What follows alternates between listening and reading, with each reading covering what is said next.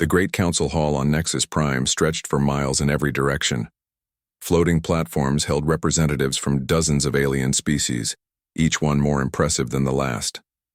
The Velkhani sat on platforms made of living crystal that pulsed with inner light. The hegemony delegation floated in zero-gravity bubbles filled with their native gas. The crystalline empire's members appeared as living gemstones that sang when they spoke. In the far corner, almost forgotten, sat the human delegation. Their platform was simple metal and plastic, nothing fancy or impressive. Admiral Kang Deho sat straight in his plain uniform, his weathered face showing no emotion as alien voices filled the air around him. Next to him, Commander Park Minji quietly reviewed data on a simple tablet computer. The humans had been part of the Galactic Council for only 5 years. Most species barely remembered they existed. When trade routes were discussed, nobody asked the humans. When territorial disputes arose, nobody cared about human opinions. They were the new kids, the primitives who had just learned to travel between stars. Captain Lee Jinwoo, the youngest member of their delegation, shifted uncomfortably in his seat. At 28, he was considered barely an adult by galactic standards. Most species lived for centuries. To them, humans were not just primitive but also incredibly short-lived, like insects that buzzed for a moment before dying. At the center of the Great Hall, Empress Valara Thex commanded attention. The ruler of the Velkhani Empire stood 12 feet tall, her body covered in beautiful crystalline armor that had grown naturally from her skin. 4 arms moved gracefully as she spoke, and her compound eyes caught every detail around her. When she laughed, it sounded like wind chimes made of diamonds. The Velkhani controlled 3 entire spiral arms of the galaxy. Their ships were grown, not built, from living coral that could heal itself in battle. Their warriors merged their minds with their vessels, becoming one with their weapons. For over 2,000 years, no enemy had successfully invaded Velkhani space. Today's discussion centered on patrol zones and defense responsibilities. The hegemony wanted more protection for their merchant fleets. The Crystal Empire complained about pirates in the Outer Rim. Various smaller species requested help with border disputes. Empress Valara listened to each complaint with obvious boredom. Her empire's bioships already patrolled most of the major trade routes. The Velkhani military was the strongest force in known space, and everyone knew it. She had little patience for the problems of lesser species. When someone suggested that patrol duties should be shared more equally among all council members, the Empress's laughter rang out across the hall. "Shared equally?" she asked, her voice carrying easily through the translator systems. "Some species can barely protect their own home systems. How could they patrol the galaxy?" Several alien delegates shifted uncomfortably. Everyone knew she was talking about the newer council members, especially the humans. Commander Park Minji looked up from her tablet for the first time in an hour. Her sharp eyes focused on the Empress with an intensity that made Captain Lee nervous. Park had been a military intelligence officer before joining the diplomatic corps, and she never forgot anything. "Perhaps," said Council Speaker Thex of the hegemony, "all members should contribute according to their capabilities. Even smaller navies can handle patrol duties in quiet sectors." Empress Valara's compound eyes turned toward the human delegation. For a moment her gaze fixed on Admiral Kang. Then she laughed again, even louder than before. "The humans?" she said, gesturing with 2 of her 4 arms. "These mammals who still use metal ships? They couldn't defend a single system against a Velkhani scout pod." The hall erupted in various sounds that translated as laughter. The hegemony delegates made chittering noises. The Crystal Empire's members chimed like broken bells. Even species that usually stayed neutral seemed amused by the idea of humans as galactic defenders. Captain Lee felt his face burn with embarrassment and anger. He had trained his entire life to serve in humanity's small but proud navy. His ship, the Destroyer Soul's Pride, might not be impressive by galactic standards, but it was his. The crew worked hard and did their duty. Admiral Kang remained perfectly still. His face showed no reaction to the laughter filling the hall. "Commander," Park had gone back to her tablet, but Lee noticed her fingers were typing much faster than before. The laughter continued for several minutes. When it finally died down, Empress Valara was still looking at the human delegation with obvious amusement. "I have seen their ships," she continued. "Simple metal hulls with primitive fusion drives. Their weapons are chemical rockets and magnetic accelerators. Their computers are electronic circuits that think slower than a Velkhani child. They represent everything that galactic civilization has moved beyond." More laughter. Several species that had never paid attention to humans before were now staring at their delegation with open curiosity. It was like watching zoo animals that had somehow learned to speak. Admiral Kang finally stood up.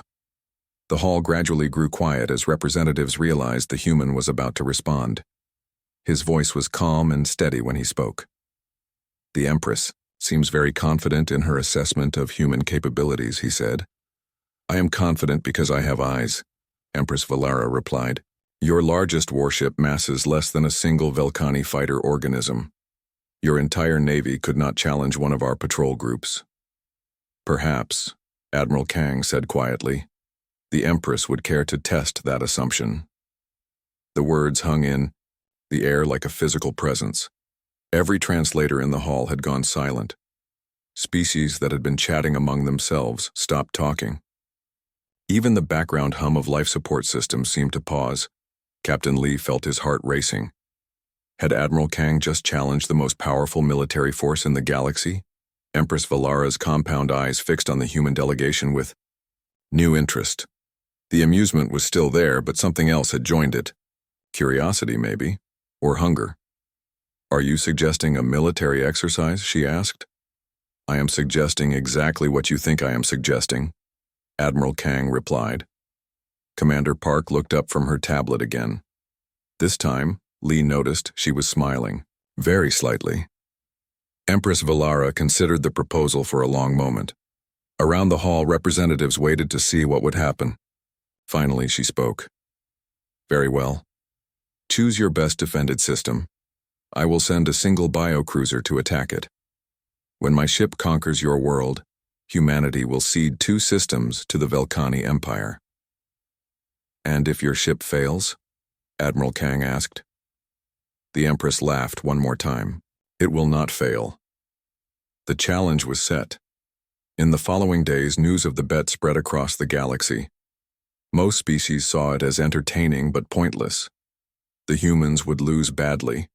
Everyone would have a good laugh, and life would continue, as before. Only a few beings noticed that Admiral Kang had never actually agreed to cede any systems if humanity lost. And even fewer wondered why Commander Park had been smiling. 3 weeks after the challenge was made, the Velkhani biocruiser Devouring Tide dropped out of hyperspace at the edge of the Kepler 442 system. The massive ship looked more like a living creature than a vessel built for war. Its hull rippled, with organic patterns, and weapon ports opened and closed like breathing gills. Bio-Admiral Zethak Vel floated in the neural command chamber at the ship's heart. His consciousness merged with the vessel's living systems. Through the ship's senses, he could feel every asteroid, every planet, every electromagnetic signature in the system. The Devouring Tide was not just his ship, it was his body, extended across 2 kilometers of living coral and bone. What he sensed was exactly what he had expected to find. The system looked typical for human colonization efforts. A yellow star, 3 rocky planets, a few gas giants in the outer system, asteroid mining operations scattered throughout the belt. Everything read as normal, primitive, and completely defenseless by galactic standards. The 3rd planet showed the strongest human presence. Cities dotted the continents, their heat signatures bright against the cold of space. Orbital stations hung in geometric patterns around the world. A few dozen ships moved between the stations and the surface, their fusion drives leaving bright trails across the ship's sensors. Zethak had conquered 47 worlds in his long career. He had faced species with energy shields, quantum weapons, and reality-bending technologies. The humans showed none of these advantages. Their ships were metal boxes with primitive rockets attached. Their weapons were kinetic projectiles and simple energy beams. Even their defensive platforms around the planet used technology that most species had abandoned centuries ago. On the third planet's surface, General Kim Tae-hyun watched the alien ships approach from a command bunker buried 3 miles beneath New Seoul City. The bunker had been carved from solid rock and lined with materials that blocked every form of scanning known to galactic science. Around him, technicians monitored screens showing power signatures, defensive grids, and most importantly, the activation status of systems that officially did not exist. Empress Valara wanted to see human defenses, General Kim said to his staff. His voice was calm, but everyone in the bunker could feel the tension. Let's make sure we give her a good show. The Velkhani biocruiser began its attack run exactly as human strategists had predicted.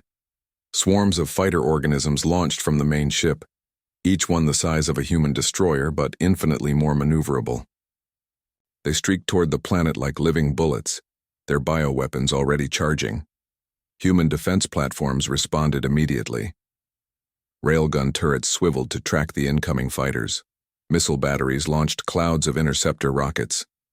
Energy cannons fired continuous beams of coherent light. To any observer, it looked exactly like what everyone expected from humanity: brave but hopeless resistance using outdated technology. Lieutenant Colonel Cho Yuna coordinated the defensive response from her command post in the bunker. Her job was perhaps the hardest of anyone's. She had to make the human defense look convincing while ensuring that casualties remained minimal. Every shot had to be calculated, every loss planned in advance. Fighter Wing 3, take damage and withdraw, she ordered into her headset. Wing 7, lose 2 ships to the next attack run, make it look real. On her screens, human fighters engaged the Velkhani organisms in what appeared to be desperate combat. Ships exploded in brilliant flashes, their crews evacuating in escape pods. Orbital stations went dark as they suffered critical damage from bioweapon strikes. To the attacking aliens, it looked like textbook conquest. The biocruiser moved closer to the planet, its massive bulk casting shadows across entire continents. Weapon ports along its flanks opened wider, revealing the consumption pods that would be deployed to strip the world of all useful materials. Zethak felt satisfaction flowing through his merged consciousness. Another easy victory for the Velkhani Empire. As the ship entered the planet's gravity well, General Kim gave the order that would change everything. Activate Protocol Shadowfall. 3 miles away in a research facility that existed on no official records, Dr. Han Seokman initiated a sequence that had been planned for over 50 years. His fingers moved across controls that governed technology reverse-engineered from sources the galaxy had forgotten. Around him, machines hummed to life that drew power directly from the quantum foam of space itself. Across the Kepler 442 system, objects that had been disguised as asteroids suddenly powered up. Mining stations revealed themselves as weapons platforms with energy outputs that should have been impossible. Space itself began to shimmer and twist as hidden generators created distortions in the fabric of reality. The first human supercarrier emerged from folded space, directly behind the devouring tide. The UHSF Indomitable, uncloaked in a cascade of light that bent physics around its hull. 2 kilometers of angular depth, bristling with weapons that operated on principles the Velkhani had never encountered. Fleet Admiral Bae Ji-hoon stood on the bridge of the Indomitable, watching as his ship's reality distortion generators tore holes in space around the biocruiser. His ship had been hidden in a pocket dimension for 3 weeks, waiting for exactly this moment.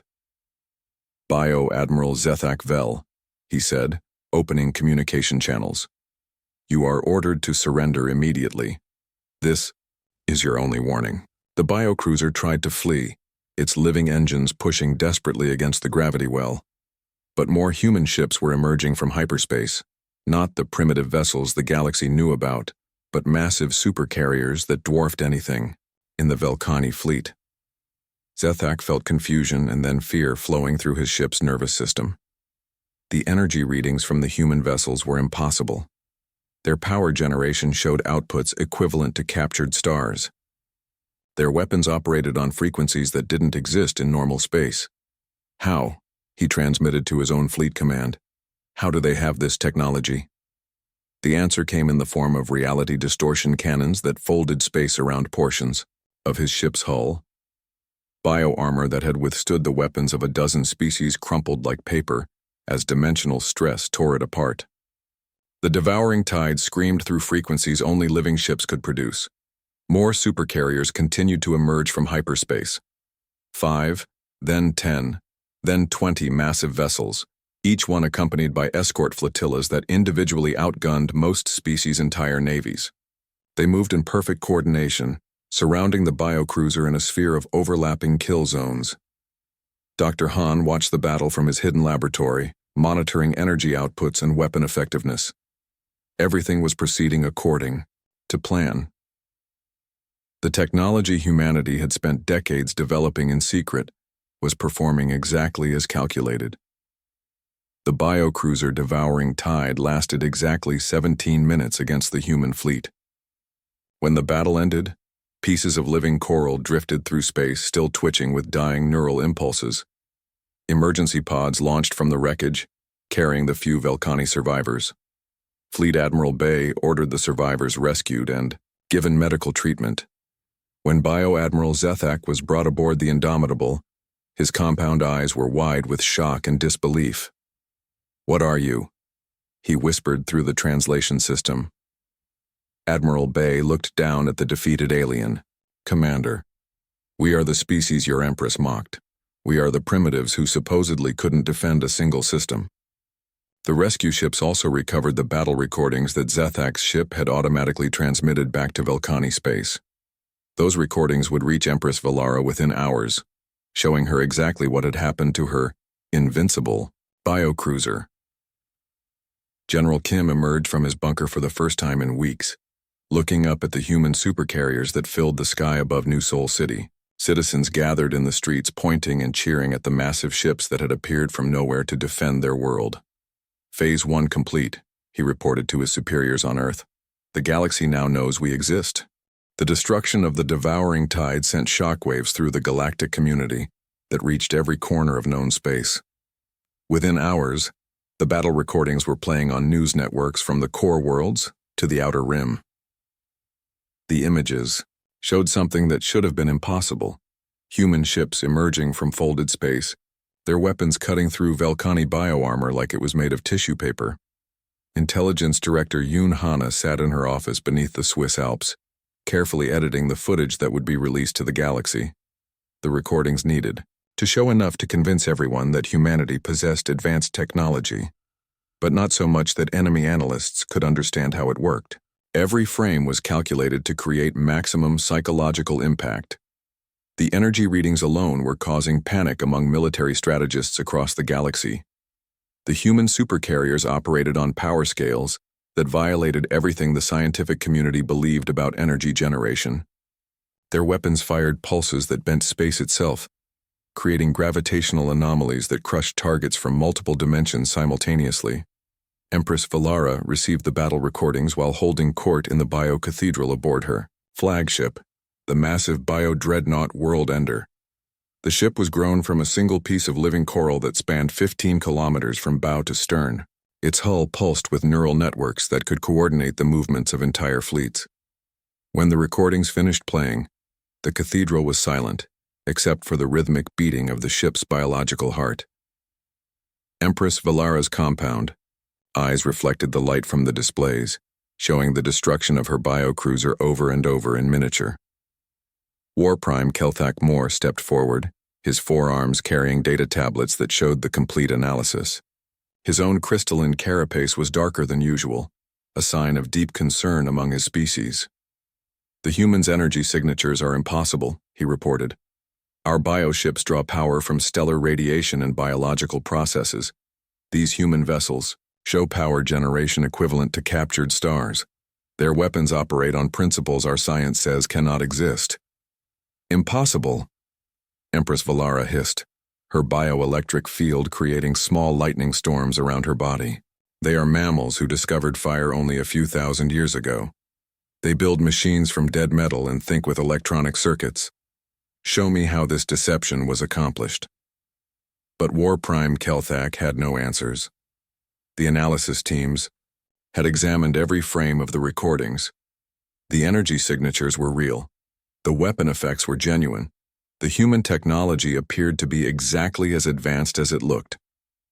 Perhaps, suggested Bio-Admiral Yex Thalon from her position near the cathedral's living walls, we should reconsider our approach to these humans. Empress Valara's rage manifested as bioelectric storms that danced across the cathedral's ceiling. The suggestion of retreat or negotiation was unthinkable. The Velkhani Empire had never backed down from a challenge, especially not from a species they had publicly mocked. "Send a war fleet," she ordered. 50 biocruisers, supported by fighter swarms and consumption vessels. "I want every human colony burned to ash and every human ship reduced to scrap metal." On Earth, President Na Sungho convened the Terran Defense Council in secure bunkers beneath Geneva. The room was small and simple compared to the grand halls where aliens held their meetings, but the humans who gathered there represented the culmination of a century of careful planning. Empress Valara has committed 50 ships to attack our colonies, Defense Secretary Ojiman reported from her position at the main display table. "This is the response we've been planning for since the Disclosure Project began." The Disclosure Project had been humanity's greatest secret. For over a century, human scientists and engineers had worked to develop technology that could compete with the galaxy's major powers. The project had been funded by every nation on Earth and hidden from even humanity's own citizens. The breakthrough had come from studying artifacts recovered from ancient crash sites scattered across human space. The galaxy was old, and many civilizations had risen and fallen before current species achieved spaceflight. Some of those civilizations had possessed technology that made even the Velkhani look primitive. Fleet Marshal Park Dong-wook activated the master tactical display. The holographic representation showed not just Earth's solar system, but hundreds of star systems throughout human space.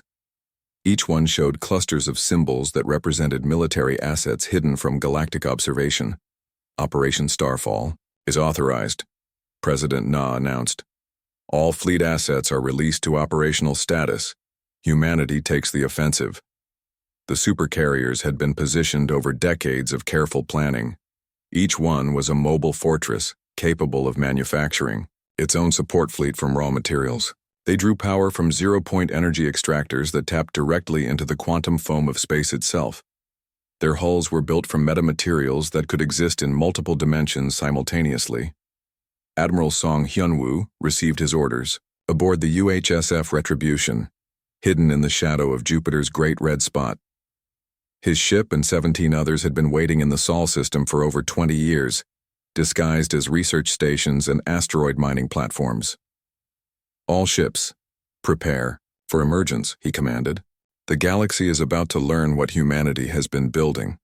The human fleet that emerged from hiding was unlike anything the galaxy had ever seen.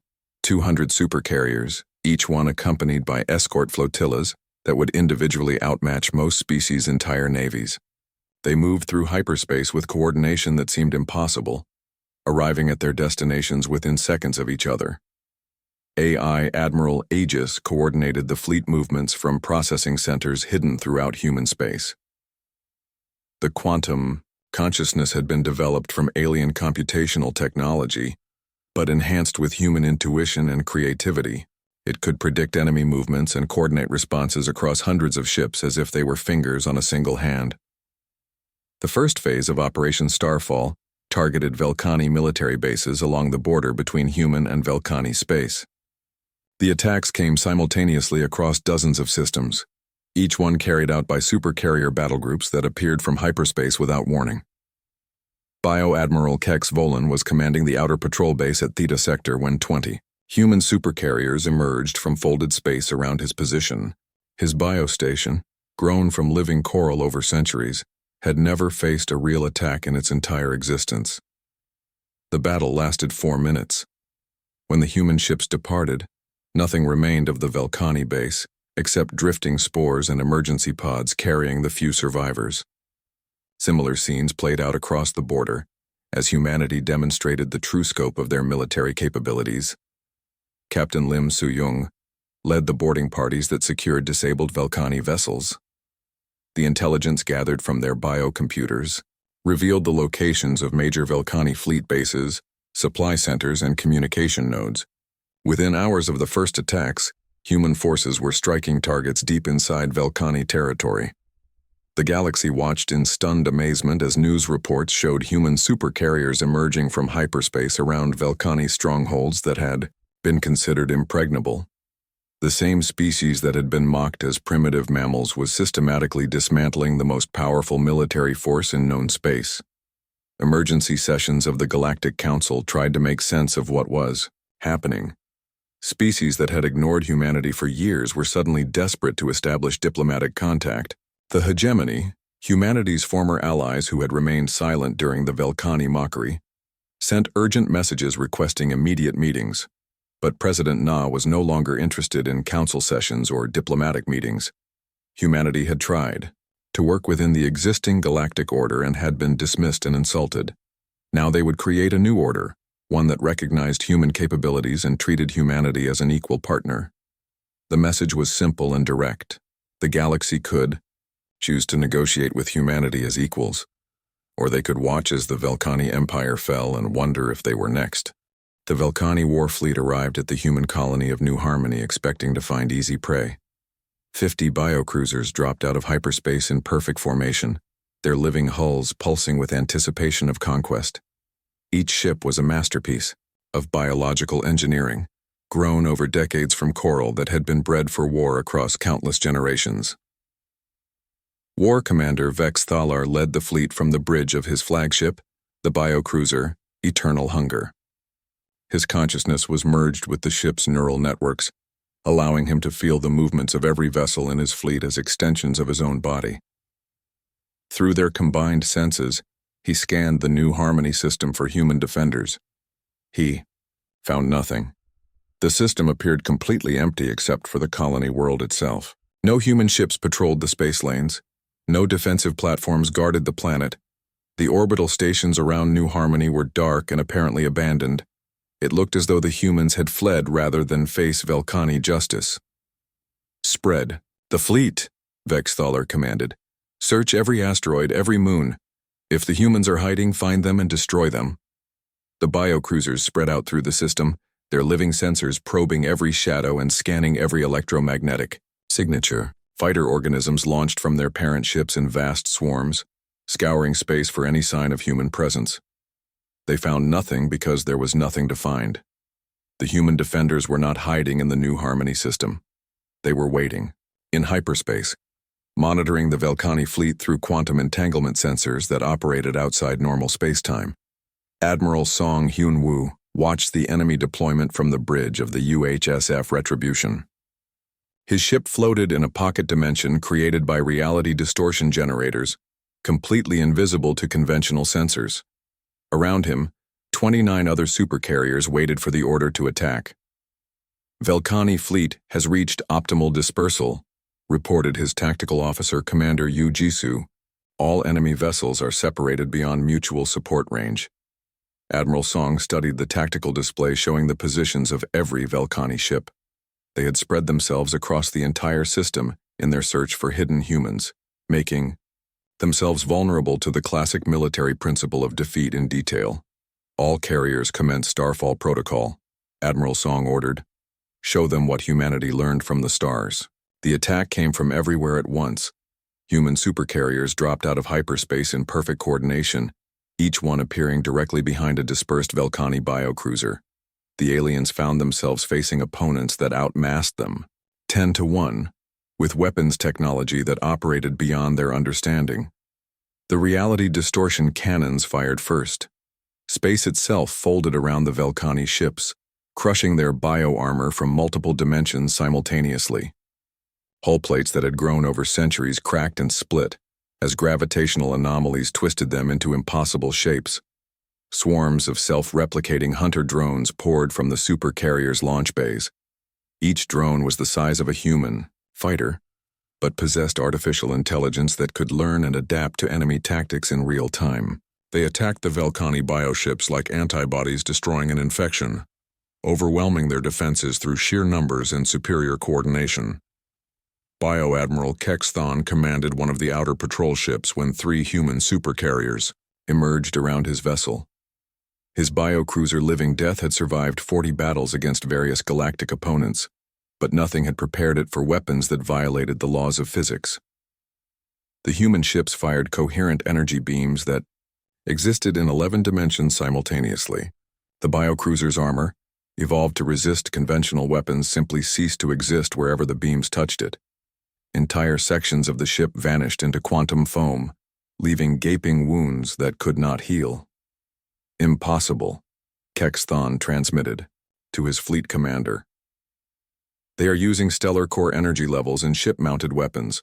No species should be able to miniaturize such power sources." But even as he spoke, his ship was dying around him. The bio-neural networks that connected him to the vessel were failing one by one, as human hunter drones infiltrated the hull and began systematic destruction of critical systems. War Commander Vex Thaler watched his fleet being destroyed with growing horror. The humans were not just defeating his ships, they were doing it with contemptuous ease. Every biocruiser that engaged a human supercarrier was eliminated within minutes, often without the human vessel taking any damage at all. "All ships, retreat. Formation," he commanded. "Emergency hyperspace jump, all vessels." But the humans had anticipated this response. Reality distortion fields generated by the supercarriers prevented hyperspace formation within the system. The Velkhani fleet was trapped, forced to fight an enemy they could not match or escape. AI Admiral Aegis coordinated the human attack from quantum processing centers throughout the fleet. The artificial intelligence analyzed every Velkhani tactic the moment it was attempted, then transmitted countermeasures to all human vessels instantly. The supercarriers moved like parts of a single organism, anticipating enemy maneuvers and countering them before they could be completed. "Velkhani Vessel Eternal Hunger. This is Admiral Song Hyunwoo of the United Human Space Fleet," came a transmission, on all frequencies. "Surrender immediately and your crew will be treated according to galactic conventions of war." Vex Thaler's response was to launch every fighter organism his ship carried directly at the nearest human supercarrier. The living weapons streaked through space with suicidal determination. Their biopilots merged with their craft in final desperation. They never reached their target. Human point defense systems created walls of coherent energy that vaporized anything that approached within weapons range. The Velkhani fighters simply ceased to exist, their atoms scattered across space by technologies that treated matter as a suggestion rather than a law. The Battle of New Harmony lasted 6 hours. When it ended, the Velkhani war fleet had been completely annihilated. 47 biocruisers drifted as wreckage, their living hulls slowly dying in the cold of space. 3 ships had surrendered when their bio-neural networks were severed. By human hunter drones, Captain Lim Soo-young led the boarding parties that secured the surrendered vessels. The Velkhani survivors were found in various states of neural shock, their minds struggling to process what they had experienced. Many kept repeating the same phrase over and over. How did they do it? War Commander Vex Thaler was dying when human medical teams reached him. His bioship had been fatally damaged and the neural feedback was shutting down his biological systems one by one. With his last breath, he managed to transmit a message to Empress Valara. "The humans," he whispered, through his ship's failing communication systems. "They harvest stars themselves for power. Their ships think like gods. We were wrong. They are not primitives. They are something far worse." The transmission reached Velkhani space just as human supercarriers began emerging throughout the Empire. Admiral Quan Jaemin delivered humanity's ultimatum from the bridge of the UHSF Sovereign as it held position directly above the Velkhani throne world. "Empress Valara," his message began, "you mocked humanity's ability to defend a single system. We have decided to demonstrate our ability to take yours." Around Velkhara Prime, 200 human supercarriers cast their shadows across the surface of the world that had ruled 3 spiral arms for over 2,000 years. The shadows were so numerous and so large that they blotted out the stars themselves, turning day to night across entire continents. The alien Empress had wanted to test human capabilities. Now she would learn the true meaning of human determination. The siege of Velkhara Prime began at dawn and lasted 3 days. The biomoon defenses that had protected the Velkhani homeworld for over 2,000 years proved utterly useless against human reality distortion weapons and quantum disruptors. Grand Admiral Kim Won-young coordinated the systematic dismantling of every military installation while carefully avoiding civilian targets. From orbit, the human supercarriers looked like dark angels of judgment. Their hulls absorbed light itself, creating shadows that moved across the planet's surface like living things. When their weapons fired, space itself seemed to crack and bleed energy. The biomoons had been the pride of Velkhani military engineering. Each one was a living world, grown from coral over centuries and armed with weapons that could shatter asteroids. They had never been successfully attacked in their entire history. The Velkhani had believed them to be invincible. The human fleet proved them wrong in less than an hour. Reality distortion cannons folded space around the biomoons, crushing their living hulls like eggs in a giant's fist. Quantum disruptors severed the neural networks that allowed the moons to coordinate their defenses. Within minutes, the guardians of Velkhara Prime were drifting dead in space, their bioluminescent surfaces flickering and going dark. Empress Valara watched the destruction from her crystalline palace at the heart of the capital city. Her compound eyes reflected the flashes of light in orbit as her empire's greatest defenses were destroyed. Around her, courtiers and military advisors whispered in voices filled with shock and growing terror. "How many ships do they have?" asked War Prime Kelthak, his voice barely audible through the translator systems. The answer came from long-range sensors that had been tracking human fleet movements throughout Velkhani space. The reports were almost impossible to believe. Hundreds of human supercarriers were operating simultaneously across dozens of systems. They moved with perfect coordination, striking targets with surgical precision while avoiding civilian areas. At least 400 confirmed vessels, reported the palace's chief analyst, Bio Admiral Lex Karan. Perhaps more. Our sensors cannot track all their movements. They appear and disappear from hyperspace at will. Empress Valara felt something she had never experienced in her long life. Genuine fear. Not just fear of death, but fear of irrelevance. The Velkhani Empire that she had ruled absolutely was being dismantled by a species she had dismissed as primitives only weeks earlier.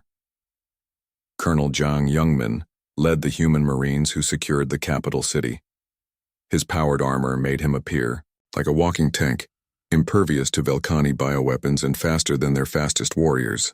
Behind him, human soldiers moved through the streets with professional efficiency, accepting the surrender of Velkhani military units who no longer had the will to fight. The colonel's orders were specific: minimize casualties, protect civilians, and capture key government officials for war crimes trials. The humans had no desire to rule the Velkhani Empire.